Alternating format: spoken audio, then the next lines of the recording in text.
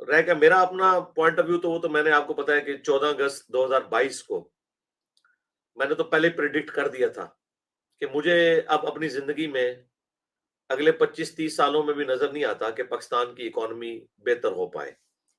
اور میں نے اس وقت بھی کہا تھا میرے منہ میں خاک، آج بھی یہی کہوں گا. لیکن ظاہر ہے کہ گراؤنڈ ریئلٹیز ہمیں نظر آ رہی ہیں کہ the damage has been done, اور واقعی ڈیمیج ہیز بین ڈن ہو چکے ہیں ہماری اکانومی کے ساتھ.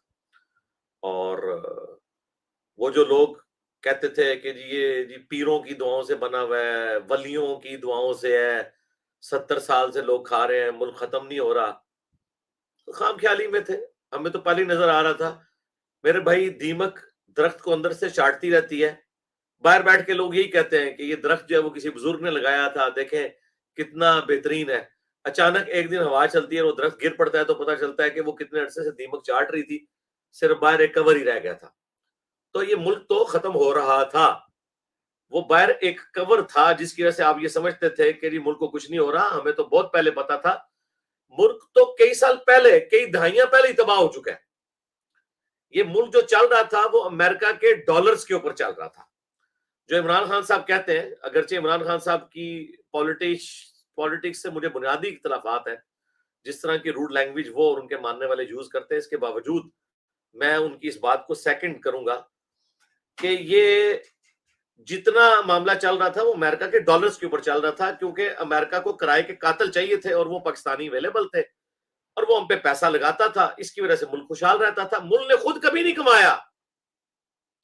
لوگ مثالیں دیتے ہیں جی ضیاء الحق کے دور میں یہ تھا، تو ضیاء نے کون سی انڈسٹری لگائی تھی؟ وہ باہر سے ڈالر آ رہے تھے، ہم یاشی کر رہے تھے.